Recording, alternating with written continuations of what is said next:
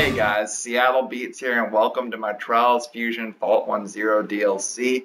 This DLC is coming just a few weeks after the Fire in the Deep DLC, mainly because that DLC is delayed and stuff. But to be honest, the Fire in the Deep DLC was pretty cool, but it just wasn't like really crazy or eye-grabbing. Well, this DLC is freaking awesome. There's a ton of homages to old style retro gaming, Tron, Space Invaders, Donkey Kong, Pac-Man. This DLC has some real creativity in some of the maps, and I'm going to show you gameplay from those, give a little review, and then tell you my final thoughts at the end of the video. Feel free to leave your feedback in the YouTube comments or message me on Xbox Live. First things first, we're going to get started showing off some of the cool new customization options offered in the Trials Fusion Fault 10 DLC. Starting off on a freaking awesome looking bike and a pretty cool looking helmet as well. Now obviously this game had some pretty cool bike upgrades before, like the second upgrade and the fourth upgrade, but I really think none of those upgrades come close to the Fault 10 body kit. The way the bike glows, you can change the glow to whatever color you want and the primary colors of the bike along with the rims.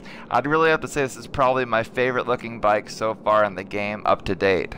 Then after you're done getting all hyped up about how cool the new bike looks, then you got this awesome helmet called the Dark Links. In my opinion, the helmet and the bike alone is worth the $4.99 if you don't have the season pass. It's some pretty epic customization. Now that we're done talking about customization, it's time to move on to the maps. And this map right here is my favorite map in the Fault 10 DLC. It's called Retro something, I can't remember exactly, but this is the map that does an homage to retro gaming like Donkey Kong, Pac-Man, Space Invaders. This map is just so freaking cool, and I love whenever companies like Red Lynx are willing to take risks. This risk was a risk that really paid off because a lot of people thought it was really cool, and even when I was recording just random clips that people saw on Upload, people thought it was pretty neat.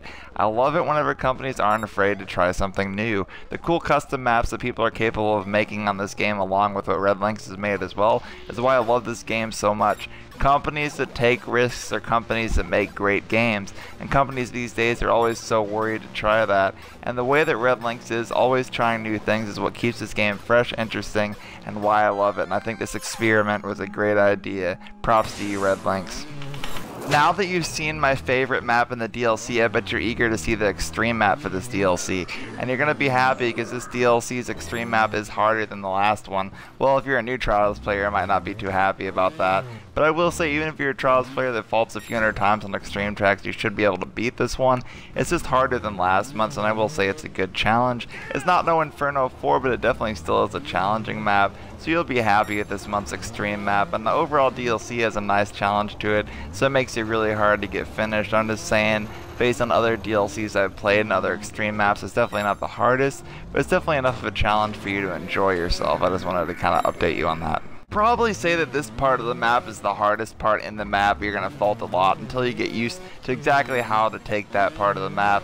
But I will say, once you get through it, you will be able to beat it pretty easily. The majority of the map is basically hard difficulty, but the few parts that are the really difficult parts is why it's extreme. And it is harder than last month, so like I said, if you enjoyed the challenge from last month, you'll enjoy the challenge from this one as well, because it's actually a little bit harder.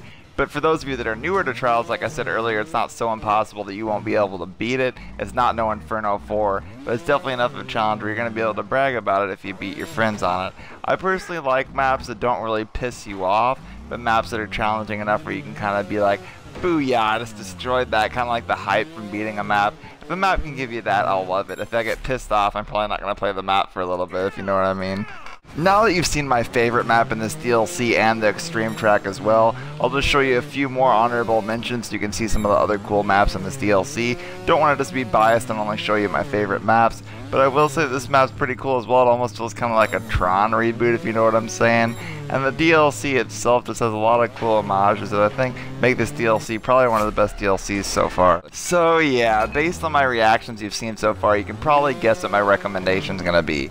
Pick up this DLC. It's probably the best, most awesome one I've seen so far. And if you don't want to get the season pass and just get a specific one, this one's the most creative, most awesome one in my opinion. But a quick tip of advice before I go, there's a sale going on Xbox Live right now where you can get the season pass, which is all 6 DLCs for $6. And this DLC alone costs $4.99, so why not spend $1 more and get all 6 DLCs? Just saying, that's a pretty good deal.